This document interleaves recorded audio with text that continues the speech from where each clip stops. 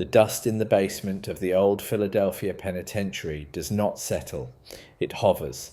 It hangs in the stagnant air like a physical manifestation of a memory that refuses to be suppressed. I stood there, flashlight cutting through a darkness that felt heavier than simple lack of light, looking at a specific joint in the masonry. It was a standard load distribution point, or so the blueprints from 1829 claimed, but as I traced the edge of the stone with a gloved finger, the mathematics didn't hold. The pressure being exerted on that specific archway was 3 times what the supposed structure above could justify. It was an anomaly, a small, jagged fracture in the official narrative of American architectural history. They tell us these places were built for reform. They tell us they were built to isolate the criminal element. But ask yourself why a prison needs foundations that descend 60 feet into solid bedrock. Ask yourself why the granite was quarried from a site that didn't officially exist on any geological survey of the 19th century. Not a cell block, not a dungeon, something else entirely. I looked at the way the light hit the peculiar iridescent sheen on the mortar. This wasn't lime and sand. This was something composite, something designed to dampen more than just sound. It was designed to dampen frequency. We are taught that the great cities of the Atlantic seaboard rose from the wilderness through the grit of pioneers. But if you look closely at the basement levels of the oldest institutions, you see a different story. You see the remnants of a pre-existing infrastructure that was repurposed, buried, and then built over with the clumsy brickwork of a younger, less capable civilization. This is the starting point of the erasure. The pattern began to emerge when I compared the Philadelphia site to the blueprints of the Eastern State Penitentiary and the now demolished Newgate of Connecticut. It wasn't just the scale, it was the geometry. A specific recurring octagonal motif that serves no practical purpose for modern incarceration. What if the bars weren't put there to keep people in, but to ground a current that was already present in the stones? I travelled to the ruins of the Danvers State Hospital, another site built atop these strange, ancient foundations. There, in the subterranean tunnels that the public is never allowed to see, I found the same load distribution anomalies. The institutional gatekeeping surrounding these sites is absolute. Try to request the original soil samples from the 1800s, and you will find they have been lost in a series of convenient fires. Try to interview the urban explorers who have vanished into the lower levels, and you will find only silence. But the stones do not lie. They speak of a global pattern, a network of containment centers that stretches from the frozen wastes of Siberia to the humid swamps of the American South. Not a coincidence, not a local quirk. A global effort of institutional erasure. I began to realize that we aren't looking at a history of progress, but a history of occupation. We are living in the ruins of a collapsed empire, and the prisons were the first things our ancestors built to ensure the survivors never spoke of what they knew. The architecture of the carceral state is the architecture of a silencing. It is a lid screwed tight on a boiling pot of suppressed heritage. Think about the sheer volume of stone moved during the mid-19th century. We are told it was done with horses, pulleys, and manual labour. Yet, when you examine the precision of the cuts in the lower tiers of these prisons, the margins of error are non-existent. It is a level of craftsmanship that defies the technological capability of the era. What if the Tartarian influence wasn't just a myth of the internet age, but a tangible, physical reality that had to be physically dismantled and hidden?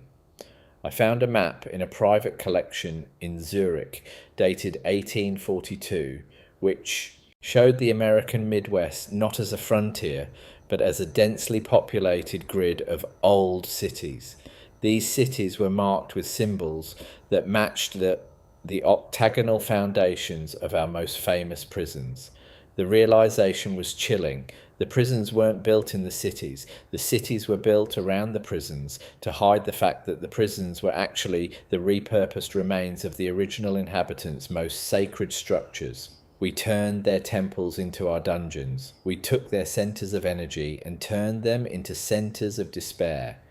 This is the ultimate form of psychological warfare, to live atop the bones of your ancestors and be told you are the one who discovered the land.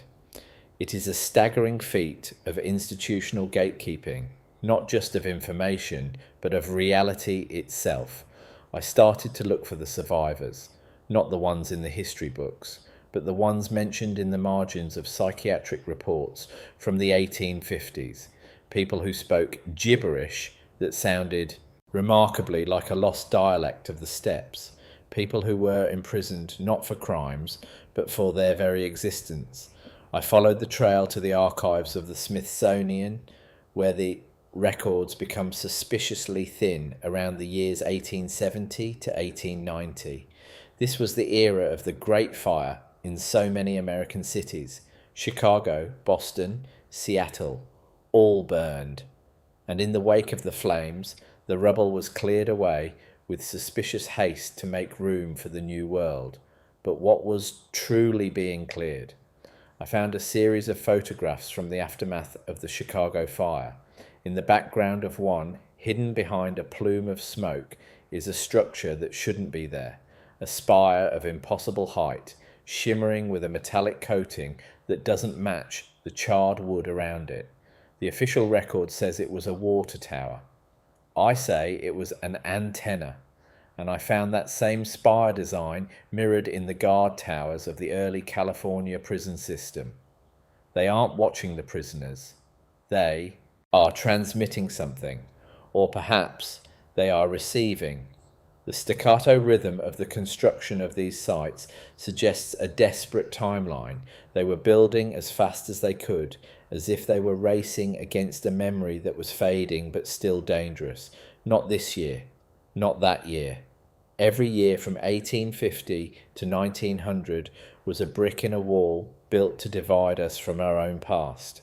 The language used in the legislative sessions of the time is filled with references to the removal of the ancient clutter and the purification of the landscape. It is the language of a conqueror wiping the blood from his sword and calling it civilization. Consider the layout of the modern panopticon. It is designed so that a single observer can watch every inhabitant without them knowing they are being watched. This is the ultimate expression of the New World Order that replaced the Tartarian model. The Tartarian structures, from what I have gathered through fragmented blueprints and suppressed archaeological finds, were based on resonance and open flow. They were designed to harmonize with the Earth's natural electromagnetic field. Our prisons are the exact opposite. They are designed to disrupt that harmony. They are Faraday cages for the soul. I spent a week outside the walls of San Quentin, measuring the low-frequency emissions coming from the ground. The readings were off the charts. They were spiked in a pattern that mimics the brainwaves of a person in a state of chronic fear. This isn't just about punishment. This is about maintenance. They are maintaining a specific vibrational state in the population. The survivors of the old world, the ones who weren't killed in the fires or the plagues, were herded into these sites. Their descendants are us. We are the survivors, kept in a state of perpetual amnesia by the very walls that surround us. Ask yourself, why do you feel a sense of profound unease in certain government buildings? Why does the sight of a 19th century asylum feel like a personal threat? Because your DNA remembers. It remembers the transition from the light of the old world to the shadows of the new one. In the 1920s, there was a brief moment where the veil almost slipped A group of surveyors in the Grand Canyon reported finding Egyptian-style ruins that were actually part of a much larger subterranean complex. The reports were immediately buried in, but I found a connection between the lead surveyor and the architect of the federal prison system. They were the same man. Why would a geologist be designing cells unless the cells were part of a larger project to seal off the entrances to the world below?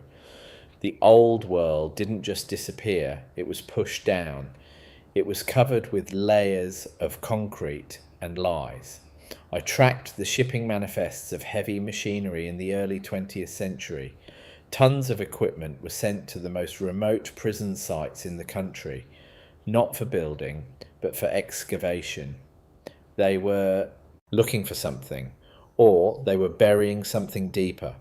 The pseudo-academic language of the reports from that time talks about geological stabilization, but the technical terms for the equipment used suggest deep vein mining of materials that aren't found in those regions. They were extracting the technology of the survivors. They were strip mining the past to power the future, and they used the prisoners as the disposable labor force to do it. The erasure was total. Not just the buildings, but the people who remembered the buildings. The more I dig, the more I see the contrast of scale. On the surface, we have the mundane world of 9-to-5 jobs, taxes, and television. Beneath it, there is a sprawling, interconnected network of ancient stone and advanced resonance technology. The institutional gatekeepers have done an incredible job of making the truth look like madness. If you talk about Tartaria, you are labelled a conspiracy theorist.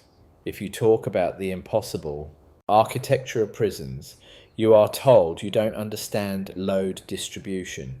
But the math doesn't lie. I've run the simulations.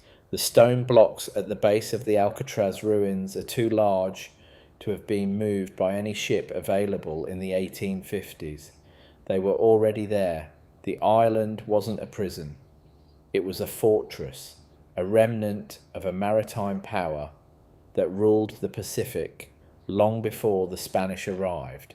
The survivors were kept there because it was the only place that could hold them, a place already designed for containment. The history of the world is not a straight line of progress. It is a series of resets, and each time the survivors are the first to be locked away. We are currently living in the longest quiet period in human history, but the cracks are starting to show. The mortar is crumbling. The frequencies are shifting. I met a man in a diner in Nevada who claimed his grandfather was a guard at a black site prison that doesn't appear on any map. He described rooms where the walls were made of a glass-like substance that glowed when you touched it. He described prisoners who didn't age. He was terrified. He kept looking over his shoulder, convinced that even talking about it was a death sentence. He told me the prisons weren't built to keep people from escaping into the world. They were built to keep the world from escaping into the truth. What if these survivors aren't just people from the 1800s? What if they are the stewards of a different way of being? The unsettling truth is that we are the ones who are truly imprisoned. The walls are just bigger than we realize. They are the borders of our countries, the limits of our education, and the boundaries of our very thoughts. The institutional erasure is so complete that we don't even have the vocabulary to describe what we've lost. We use words like prehistoric or mythological to dismiss anything that doesn't fit the narrative. But the evidence is in the granite. It is in the iron bars. It is in the way the sun hits the ruins of a world we were never supposed to know about. If you look at the census records from the mid-1800s, there are massive gaps. Thousands of people simply vanish from the rolls. At the same time, the prison population explodes. The official explanation is social unrest and urbanization. But the records of the prisons themselves show a different story. Many of the inmates were never given a trial. They were never given a release date. They were simply processed.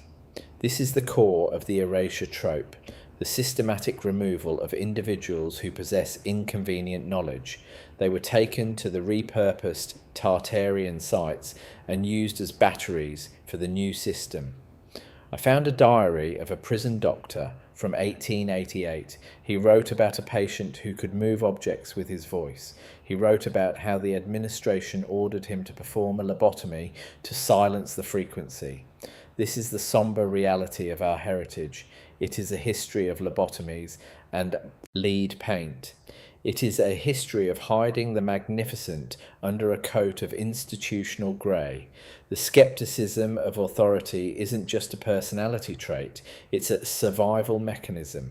Because authority has been lying to us for 500 years, so we are left with the open loop. If the prisons were built to contain the survivors of a superior civilization, and we are the descendants of those survivors, what does that make us? Are we the prisoners who have forgotten we are in a cell? Or are we the guards who have forgotten who we are working for? The masonry is still there. The load distribution is still impossible. The frequencies are still humming beneath the pavement of every major city. Ask yourself, why do you feel the need to seek the truth? Why does this story feel more real than the one you were taught in school? Perhaps the containment is failing. Perhaps the survivors left a message in the architecture itself, a message that only becomes clear when you stop looking at the bars and start looking at the stones. The mystery isn't what happened to Tartaria. The mystery is what is happening to us. We are the unresolved philosophical question. We are the evidence that the erasure was never quite complete. And as long as one person looks at a prison wall and asks, why is this stone here? The empire of lies is in danger. Not today, not tomorrow, but eventually. The truth has a way of vibrating through even the thickest concrete.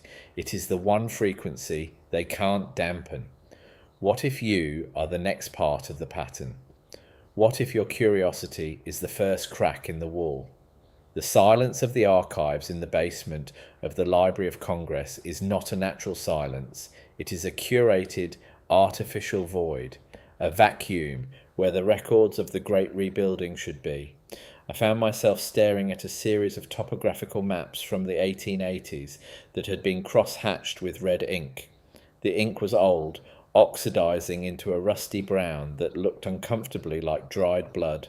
These weren't corrections, they were redactions. Entire topographical features, hills that looked suspiciously like step pyramids, riverway systems that followed perfect geometric ley lines, had been wiped from the official record. I traced the coordinates of a redacted mound in Ohio and found it now sits directly beneath the foundations of a maximum security state facility. Ask yourself, why does a modern correctional centre require a footprint that perfectly aligns with a magnetic anomaly documented by 18th century Jesuit explorers? Not a site for rehabilitation, not a deterrent for crime, a plug. A stone cork hammered into a hole in the earth that was leaking a truth they couldn't explain away. I began to look at the institutional gatekeeping not as a byproduct of bureaucracy, but as a religious rite of a new priesthood. The architects of the Gilded Age weren't just building, they were sealing. They used the pseudo-academic language of hygiene and urban renewal to justify the burial of an entire continent's history. I moved my investigation to the coastal fortifications of the Atlantic. Fort Jefferson in the Dry Tortugas is a massive hexagonal masonry structure, reportedly built in the mid-1800s to protect shipping lanes. But look at the logistics. 16 million bricks were shipped to a remote coral reef. The technical terms for the load distribution on such an unstable surface suggest a knowledge of soil liquefaction and structural resonance that wouldn't be discovered for another century. What if the fort wasn't built on the reef? What if the reef grew around the fort? I found a diary of a soldier stationed there in 1865 who described hearing harmonic hums emanating from the walls during low tide. He was court-martialed for insanity, but his descriptions matched the vibrational patterns I recorded at the Philadelphia site. The staccato rhythm of these insanity pleas across the military records of the time is a pattern of its own. Anyone who felt the resonance was silenced. Anyone who recognized the ancient masonry for what it was, a remnant of the Tartarian energy grid, was labeled a survivor of war trauma and locked in the very buildings they were trying to identify. Not a hospital, not a fort, a dampening field. The erasure trope is most visible in the way we talk about the Great Fire of any given city. If you look at the ruins of San Francisco in 1906, you see steel girders twisted like ribbon and granite blocks melted into glass. Standard wood and coal fires do not reach the temperatures required to liquefy granite. Not 800 degrees, not 1000 degrees, something closer to the surface of the sun. The official narrative says it was the gas lines. Ask yourself, how do gas lines melt stone foundations 3 stories underground? What if the fire wasn't a tragedy, but a demolition? A scorched earth policy to remove the final towering evidences of a civilization that utilized atmospheric electricity. I found a charred fragment of a blueprint in a private collection in Oakland.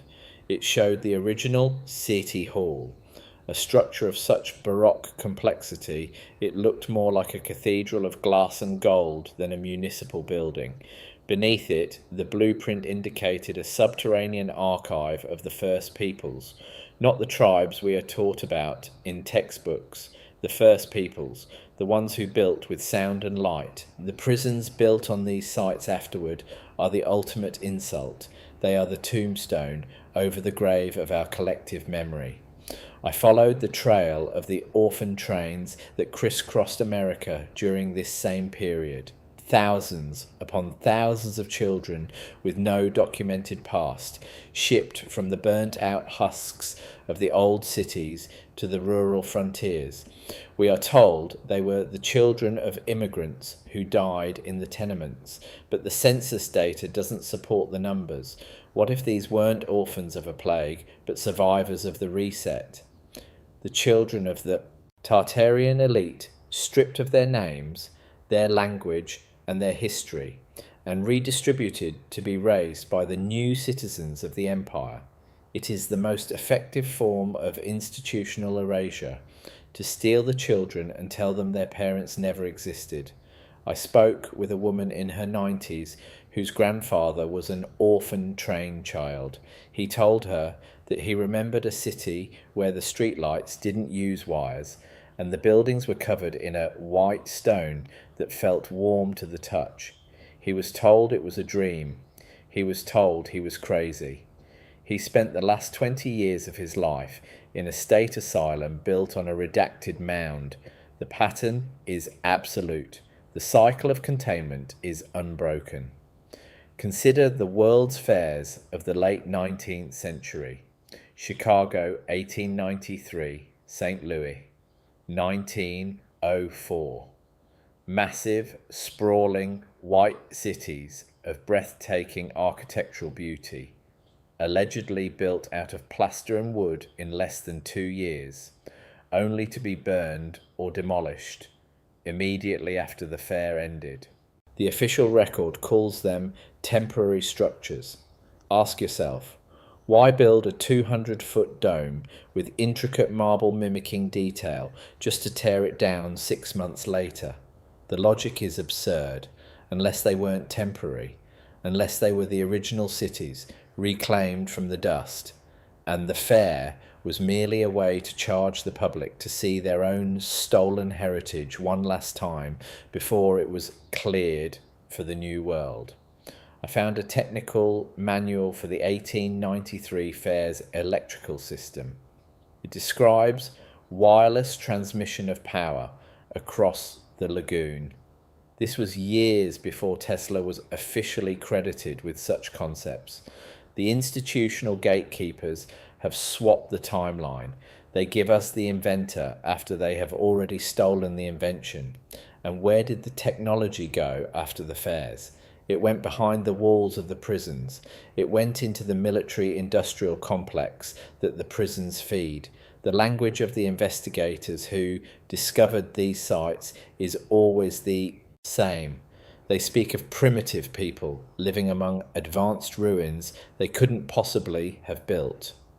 They use contrast of scale to make the current inhabitants feel small, insignificant, and lucky to be under the protection of the new government. It is a psychological shackle. I looked at the load distribution of the old Pennsylvania railroad stations, many of which share the same impossible foundations as the penitentiaries. They are part of the same circuit, a grid of containment and extraction. If you look at a map of the United States and overlay the locations of 19th century prisons, asylums, and railroad hubs, you see a perfect tessellation. It's a circuit board, and we are the current, not the users, not the owners, the fuel. The skeptics will say that a conspiracy of this scale is impossible to maintain. They don't understand the power of institutional erasure. You don't need 1,000 people to keep a secret. You just need to control the textbooks of 1 million children. I found a record of a prison riot in 1912 where the inmates didn't ask for better food or shorter sentences. They asked for the return of the library. The prison in question had no library.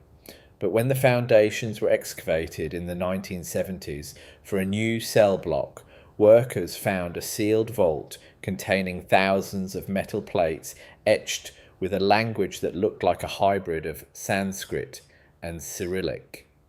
The plates were immediately seized by the Department of the Interior. They were never seen again. The workers were forced to sign non-disclosure agreements under the guise of national security. What does an ancient library have to do with national security? Unless the security being protected is the security of the lie. The somber truth is that we are being guarded by men who don't even know what they are guarding. They are just following the staccato rhythm of the bureaucracy. They are just turning the keys in the locks.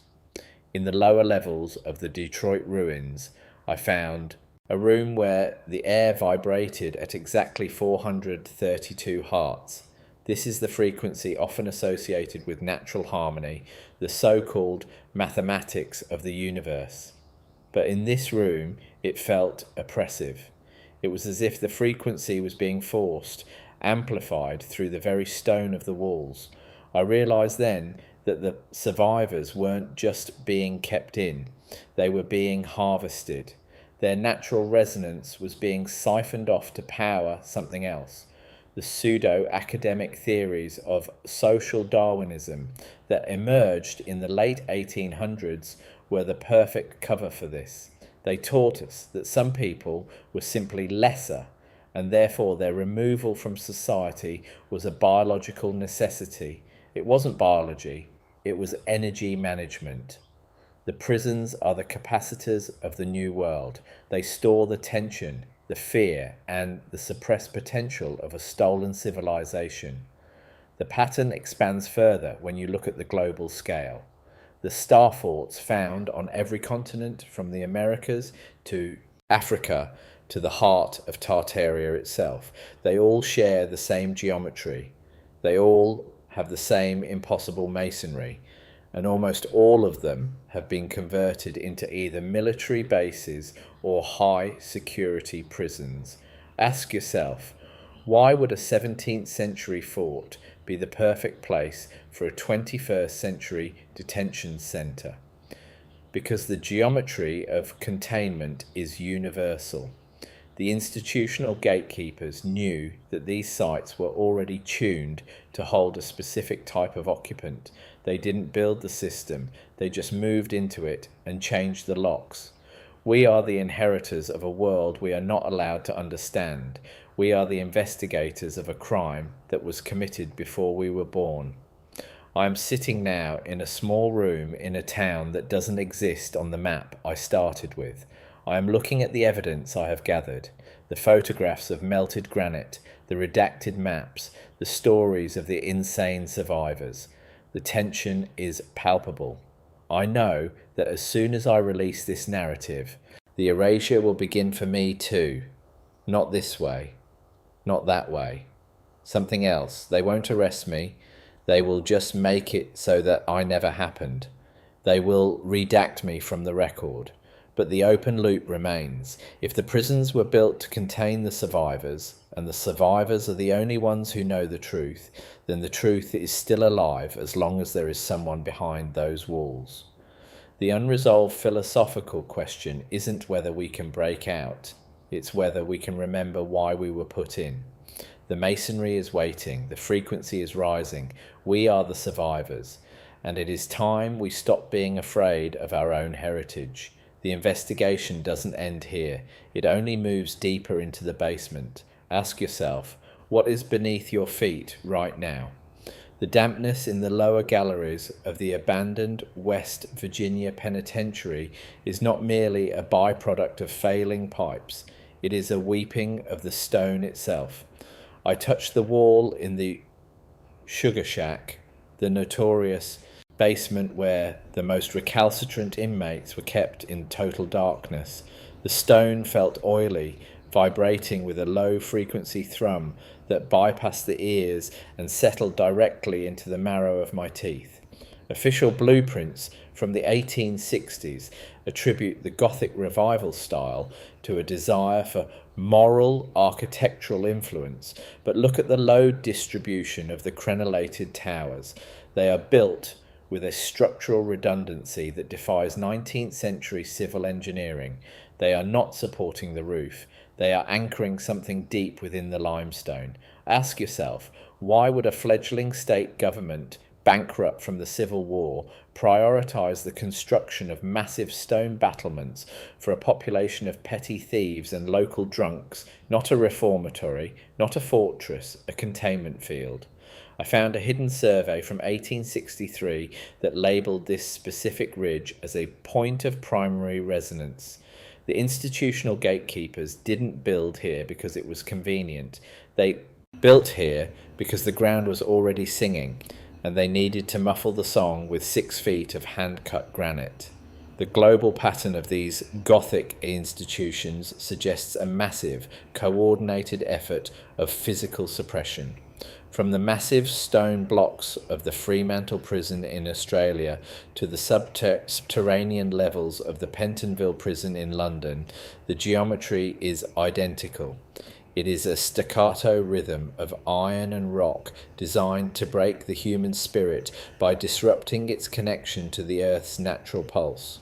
I investigated the Newgate ruins in Connecticut, where a copper mine was converted into a prison. The official narrative says it was for security, but the technical terms in the original mining ledgers describe the extraction of vitrifaction samples, stone that had been turned to glass by intense heat long before any modern furnace existed. What if the copper mine was actually an ancient power station? What if the prisoners were sent there to labour in a radioactive shadow that the new authorities didn't understand but desperately wanted to harness?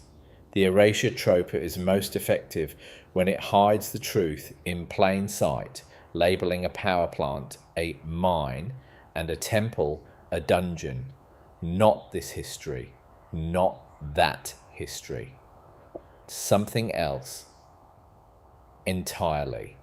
Consider the Great Reset of the 1850s. We are taught that this was an era of industrial expansion and the birth of modern medicine. Yet it coincides perfectly with the mass institutionalization of the pioneer generation.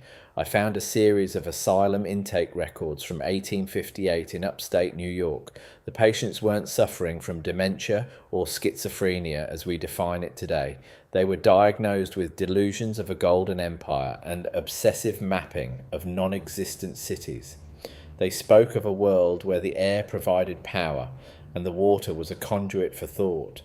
The institutional erasure of these individuals was absolute. They were stripped of their clothing, their names, and their memories, and placed behind the resonance-dampening walls of state-funded asylums. Ask yourself, if thousands of people are all hallucinating the same technologically advanced past, is it a hallucination or a suppressed collective memory? The doctors of the time used pseudo-academic language like melancholic nostalgia to justify lobotomies that specifically targeted the centers of the brain associated with long-term memory. They weren't curing illness, they were deleting the survivors. The contrast of scale between the old world foundations and the new world additions is jarring to anyone who bothers to look. In the bowels of the Ohio State Reformatory, I found a section of the basement where the brickwork simply stops and a wall of cyclopean masonry begins. The blocks are joined with a precision that precludes the use of mortar, a technique found in the ruins of Baalbek and the high Andes. Yet, the official plaque claims this was experimental masonry by local craftsmen in 1886. The skepticism of authority is not a choice. When the authority asks you to believe that a group of untrained labourers achieved in 6 months what modern engineering struggled to replicate with laser-guided cutters. What if the reformatory was simply a lid placed over a pre-existing Tartarian structure that refused to be demolished? The institutional gatekeeping surrounding these architectural anomalies is a firewall designed to prevent us from realizing that our civilization is a parasite living in the shell of a much larger, more graceful host. The skeletal remains of the world's fairs provide the final, damning evidence of this global pattern. I tracked the disposal of the architectural debris from the 1915 Panama Pacific International Exposition in San Francisco. Thousands of tons of temporary staff and plaster were reportedly dumped in the bay, but the bathymetric scans tell a different story.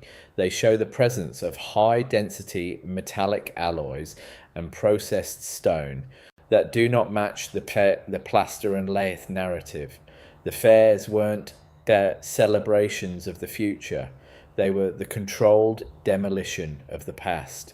The survivors, those who had seen the white cities in their full, energized glory, were rounded up and placed in the newly constructed state hospitals and penitentiaries. It was a clean sweep. The orphans were re-educated, the insane were silenced, and the criminals were buried in the foundations of the new world. Not a coincidence, not a tragedy. A strategic liquidation of the previous era's witnesses. I followed a lead to a decommissioned military bunker in the Black Hills, which was originally a territorial prison in the 1870s. Inside, the walls are etched with thousands of lines, not a tally of days, but a complex series of star charts and frequency diagrams. The prisoners were recording the shift in the atmosphere, the moment the wireless power was turned off and the great darkening began. The staccato rhythm of their carvings shows a frantic attempt to preserve a science we now call magic. The technical terms used in the guards' logs describe the inmates as emitting a low glow and communicating without speech. This wasn't a prison for the body, it was a prison for the frequency. The institutional erasure has been so successful that we look at these carvings and see only the scratchings of the mad. We have been trained to ignore the evidence of our own eyes in favour of the printed word of our captors. Ask yourself, why are the most historic prisons in America always located on high ground or near powerful water sources? In the pseudo-academic justifications of the time, they claimed it was for fresh air and sanitation. But if you map these locations against the known geomagnetic ley lines of the continent, the alignment is perfect. They are the grounding pins of a continental scale circuit. The prisons aren't just containing people, they are anchoring the grid of the new world, using the human suffering within to generate a low vibrational field that keeps the rest of us in a state of perpetual anxiety and compliance. The contrast of scale between our individual lives and this planetary scale architecture of control is almost too much to bear, but the pattern is there, waiting for those who are willing to see. The erasure trope is failing because the stone is outlasting the lies. In the archives of a private historical society in New England, I found a photograph from 1892 that shouldn't exist. It shows a group of men in top hats standing in front of a prison gate that is clearly a massive ancient pylon covered in iridescent glyphs. The men are holding sledgehammers, and their faces are blurred, as if they were moving too fast or the camera couldn't focus on their intent. Behind them, the modern brickwork of the prison is already creeping up the sides of the pylon. This is the moment of the transition. This is the crime in progress. The institutional. Gatekeepers of today are the grandchildren of the men with the sledgehammers. They are guarding the family secret. They are ensuring that we never look closely enough at the historic masonry to see the glyphs beneath the soot. The sombre reality is that we are living in a giant open-air ward. The cities are the cells, the highways are the corridors, and the media is the constant, numbing white noise that prevents us from hearing the resonance of the earth. The survivors of Tartaria weren't just a different nationality, they were a different type of human, one that was tuned to the universe. We are the reformed versions, the ones whose frequencies have been flattened and whose memories have been pruned. The investigative essayist's role is not just to find the truth, but to retune the audience, to make you feel the wrongness of the concrete, to make you question the load distribution of your own life, not this reality, not that reality, something else, something ancient. I am concluding this part of the investigation with a look at the unresolved philosophical open loop that haunts every one of these sites. If the system is designed to be a perfect cage, why do the foundations keep cracking? Why does the truth keep leaking out of the basements of our institutions? Perhaps some survivors didn't just die in the cells. Perhaps they became the cells. Perhaps they infused their knowledge into the very atoms of the stone, waiting for a generation that was skeptical enough to listen. The masonry is not dead. It is a recording. And as I walk away from the West Virginia ruins, I can still hear the hum. It is a staccato rhythm, a heartbeat in the rock. Ask yourself, what if the prison isn't meant to keep you out of the past, but to keep the past from waking up inside you? The next part of the pattern is waiting. I will find it in the star forts of the coast. The investigation continues. The salt-crusted ramparts of Fort Marion in St. Augustine do not merely stand. They endure with a stubborn, silent malice. I ran my hand along the coquina walls, a soft limestone composed of compressed seashells, and felt a rhythmic vibration that defied the crashing of the Atlantic surf. The official narrative suggests this fort was a colonial outpost, a simple defensive structure built by the Spanish to guard the Florida coast. But look at the geometry. It is a perfect four-pointed star, a design that appears with uncanny precision on every continent, from the shores of Japan to the plains of the Netherlands. Ask yourself, why would disparate cultures, separated by vast oceans and centuries of supposedly primitive travel, all arrive at the exact same sophisticated mathematical configuration for defense? Not a fort, not a bastion, something else.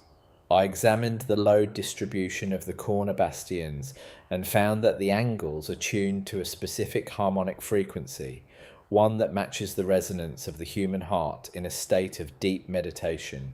This wasn't built to stop cannonballs, it was built to capture and store a specific type of atmospheric energy. And yet, in the mid-19th century, the United States government repurposed this star fort into a prison for Native American survivors of the Plains Wars. The institutional gatekeeping surrounding the transformation of star forts into prisons is a masterclass in psychological warfare. They took the most advanced energetic hubs of the Tartarian world and turned them into sites of profound human misery. By doing so, they inverted the polarity of the site. They replaced a beacon of light with a black hole of despair. I found the ledger of a Captain Pratt who oversaw the incarceration of the Cheyenne and Kiowa prisoners at Fort Marion. He wrote about the curious humming of the walls and how the prisoners would press their ears to the stone for hours, weeping as if listening to a distant choir. Pratt dismissed this as savage superstition, but his technical terms for the inmate's behavior, synchronized oscillation, and vibrational sensitivity suggest he was observing something he had been instructed to suppress. The staccato rhythm of the displacement of indigenous peoples mirrors the construction of the prison system. Not here, not there, everywhere at once. They weren't just clearing the land, they were clearing the memory of how the land was used. They were cutting the wires of a global power grid and calling it the frontier.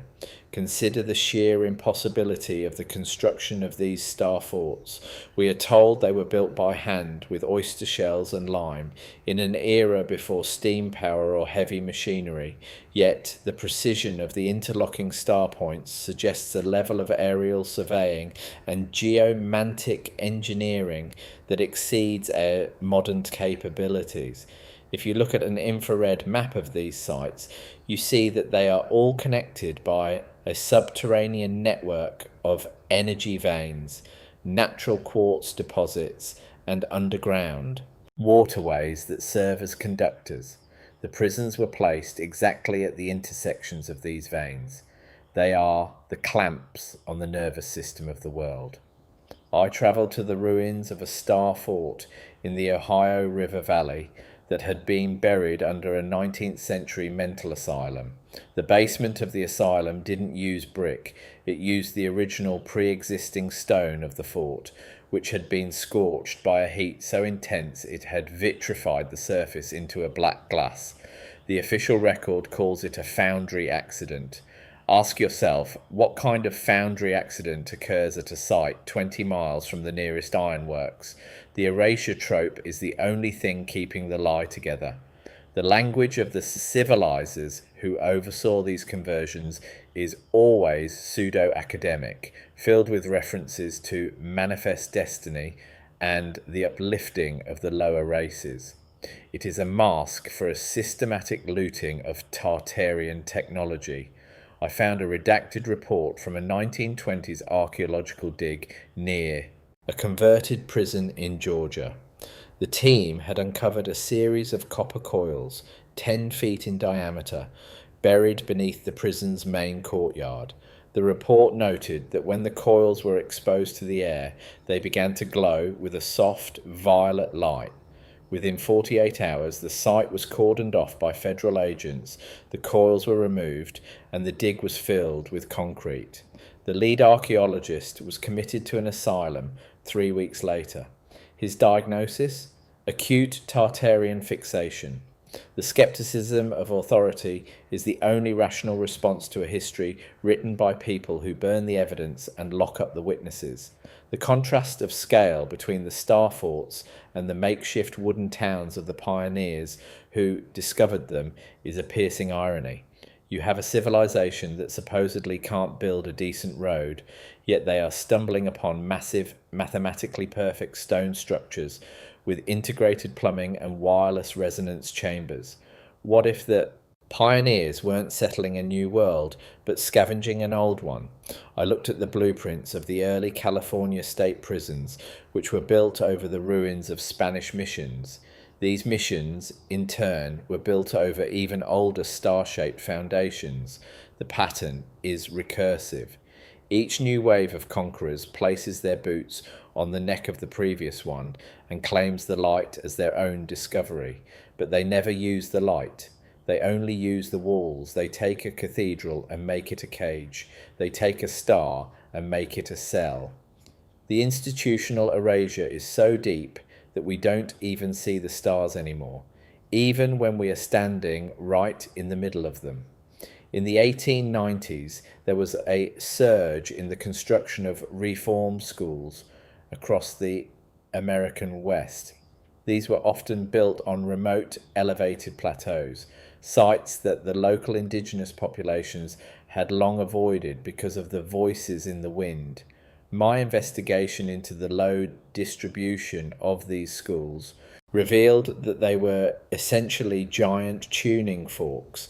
They were designed to capture the high-frequency vibrations of the plateau and funnel them into the dormitories where the children slept. This wasn't education, it was frequency molding. They were resetting the children's internal resonance to match the flat, dull hum of the industrial age. The staccato rhythm of their industrial training provided at these schools was a way to break the natural fluid movement of the Tartarian survivors' descendants. Not a dance, not a song, a march, a mechanical, soul-crushing march into a world of clocks and gears. I spoke with a whistleblower from a private security firm that manages historic government sites. He told me that there are certain rooms in the basement of Fort Jefferson that are still active. He described a sensation of thick air and the smell of ozone that never goes away. He said that the electronics of the guards often malfunction, clocks running backward, radios picking up voices in languages that haven't been spoken for 1,000 years. The institutional gatekeeping is so tight that he had to meet me in a crowded park and speak in whispers. He said the government isn't afraid of the prisoners escaping. They are afraid of the sites waking up. What if the star forts are not just ruins, but dormant machines? What if the prison system is the only thing keeping the global operating system from rebooting? The somber reality is that our entire modern world is built on the off switch of a much greater civilization. The erasure of the Tartarian survivors was not just a physical act, it was a linguistic one. They replaced the ancient names of the star forts with the names of generals and politicians. They replaced the science of resonance with the superstition of the occult. They turned the investigators into conspiracy theorists. But the evidence is in the geometry. It is in the way the sun aligns with the prison gates during the solstices. It is in the way the prisoners in these specific sites consistently report the same dreams of a city of light that was swallowed by the earth.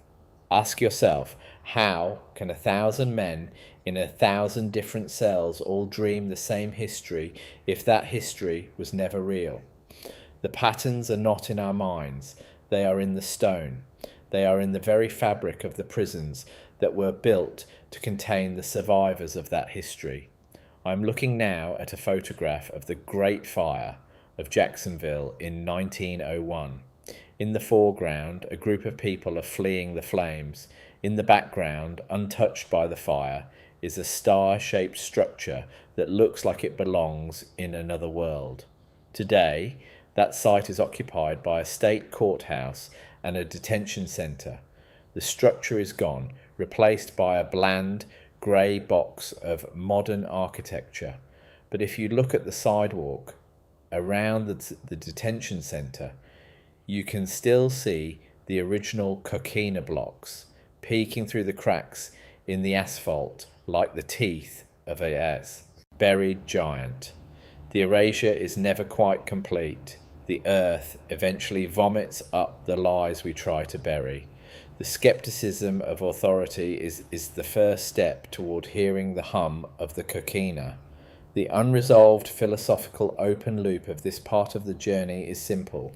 If we are the descendants of a civilization that could build the stars, why are we content to live in the shadows of their prisons?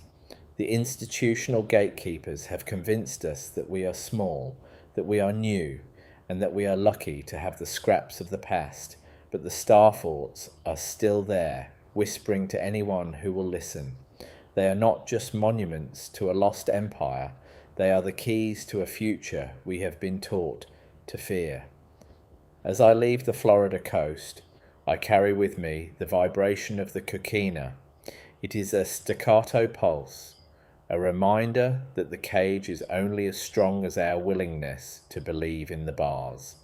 The next part of the pattern is further inland, where the mountains meet the sky. The investigation is only getting deeper. The heavy, suffocating silence of the Leavenworth Federated architecture is a specific kind of atmospheric pressure. It is the weight of millions of tons of quarried stone pressing down on a secret that refuses to be crushed. I stood at the perimeter, looking at the big top dome, a structure that mimics the grand basilicas of Europe but serves as a warehouse for the incorrigible. The official history states that construction began in 1897 using convict labour to cut the stone. But ask yourself, how do untrained, malnourished men working with basic hand tools achieve the mathematical perfection of a self-supporting dome of that magnitude? Not a prison, not a cathedral, something else. I examined the load distribution of the outer walls and found that the masonry wasn't just holding up the roof, it was acting as a massive heat sink for a subterranean thermal anomaly. The technical terms in the original geological surveys of the Kansas Territory mention unexplained thermal venting, exactly where the prison's central rotunda now sits. The institutional gatekeepers didn't build a prison. They built a radiator to bleed off the energy of a buried Tartarian power hub. They used the bodies of the prisoners to insulate the truth. The pattern of the Great Burial extends into the very soil of the American heartland. I followed a series of suppressed archaeological maps from the 1870s that showed a massive network of star mounds stretching from Kansas into Missouri. These weren't simple burial mounds. They were complex, geometric earthworks that mirrored the constellations of the northern sky. By 1910, every single one of these mounds had been leveled or covered by a state-run institution, a prison, an asylum, or a reform farm. The institutional erasure was methodical and rhythmic. Staccato. Destroy the mound, build the wall, erase the map. I found a letter from a surveyor in 1882 who complained that his compass spinning wildly whenever he approached the site of what is now the Lansing Correctional Facility. He wrote that the ground felt hollow and humming. He was silenced by the regional land office, his notes burned, and his name removed from the professional register. The skepticism of authority is the only tool we have left when the maps themselves have been weaponized against our memory. What if the survivors weren't just the people who lived through the cataclysm, but the very technology they used? I investigated the reports of phantom lights that have plagued the guards at Leavenworth for over a century. They describe blue orbs that drift through the corridors, unaffected by the thick steel doors or the masonry. The pseudo-academic explanations point to ball lightning or mass hysteria brought on by the stress of incarceration. But the technical terms for the lightning describe a controlled, intelligent movement. I believe these are the remnants of the atmospheric energy system that once powered the old world cities. The prisons were built over the nodes of this system to act as a dampening field, not to keep the lights in, but to keep the world from seeing them. The contrast of scale is devastating. A global wireless power grid reduced to a few flickering ghosts in a hallway, watched over by men with shotguns who have no idea they are guarding the battery of a lost civilization. The erasure trope is most potent in the way it rebrands genius as insanity. I found the case file of an inmate from 1905, a man known only as the architect, who spent his entire sentence drawing incredibly detailed diagrams of cities that used water and sound as their primary building materials. His drawings showed the Leavenworth site as it existed before the reset, a shimmering complex of glass and gold, where the big top was not a roof, but a focal lens for the sun. The doctors labelled him a megalomaniac and performed a series of experimental electroshock treatments. Ask yourself, why would a prison doctor be so intent on destroying a man's ability to draw buildings unless the drawings were blueprints, unless the architect wasn't crazy but was simply one of the last people who remembered how to turn the world back on? The institutional gatekeeping of the psychiatric profession has been the most effective jailer of the Tartarian legacy. Consider the rhythm of the great fires as they moved through the Midwest. The fires didn't just burn wood, they melted the very iron of the streetcar tracks. I found a photograph of a street in Kansas City after the fire of 1900. The stone buildings are levelled, but the modern brick additions are untouched. It was a surgical strike. They removed the Tartarian stone and left the primitive brick. Then they built the prisons out of the salvaged stone, effectively locking up the architecture itself. The language of the time called it clearing the slums, but the slums were actually the most advanced housing the world had ever seen. The somber reality is that we are living in the debris phase of a much higher civilization. We are the scavengers who have been told we are the creators. I spoke with a retired master mason who had worked on the restoration of several historic federal buildings. He told me that the stone used in the base layers of these prisons is unnatural. He said it doesn't weather like normal limestone. It doesn't grow moss. It stays cold to the touch, even in the height of a Kansas summer. He called it cold stone and said that among the old guilds there was a legend that the stone was grown, not quarried.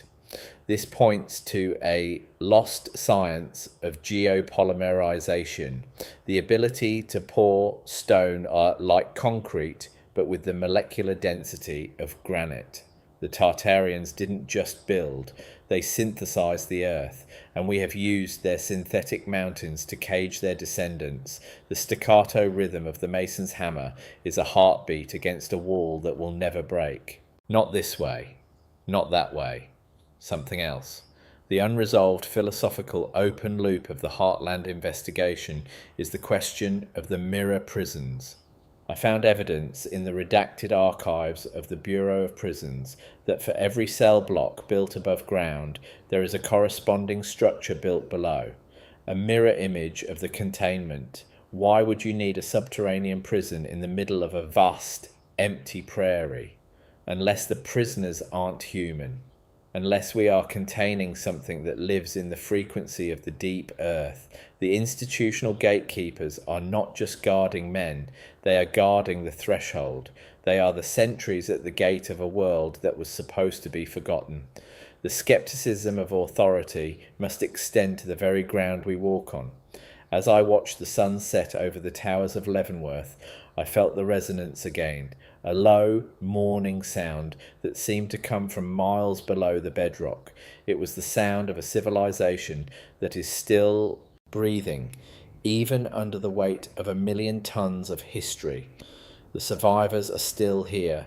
They are in the DNA of the people who walk these halls. They are in the vibrations of the cold stone, and they are in the questions that keep us awake at night. Ask yourself, if the walls are so strong, why are they so afraid of a few drawings? Why are they so afraid of the blue orbs? The investigation moves now toward the west, to the islands that were never supposed to be found. The pattern is completing itself.